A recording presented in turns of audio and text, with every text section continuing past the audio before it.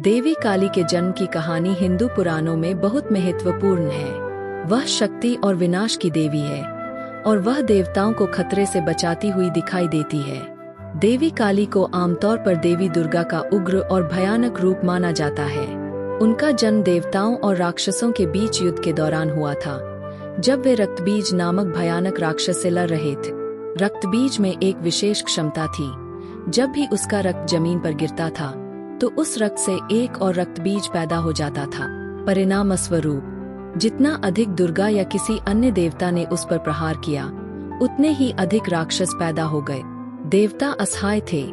रक्तबीज को मारने के प्रयास ने उसे और भी मजबूत बना दिए। इस समस्या को हल करने के लिए देवी दुर्गा ने अपने सारे क्रोध को एक शक्तिशाली रूप में बदल दिया, जिससे देवी काली प्रकट हुई। काली का स्वरूप भयानक था। 3 काले, गले में कटे हुए सिरों की माला, हाथों में हथियार और जीभ चारों ओर लिपटी हुई। वह क्रोधित था और उसका मुख्य लक्ष्य रक्तबीज को पूरी तरह से नष्ट करना था।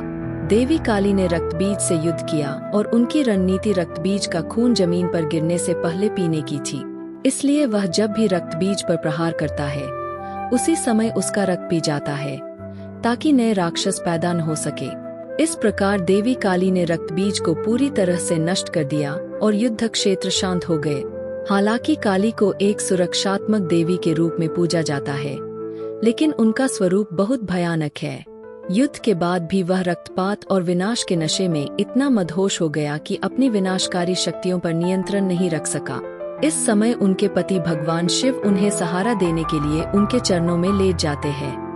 जब काली ने शिव को अपने चरणों में देखा तो वह रुक गईं और उनका क्रोध शांत हो गए। यह कहानी देवी काली की शक्ति और उनके विनाशकारी रूप का प्रतीक है। एक ओर वह शक्ति का प्रतीक है, दूसरी ओर वह सभी बुरी ताकतों और बुरी ताकतों के खिलाफ अजेय रक्षक है।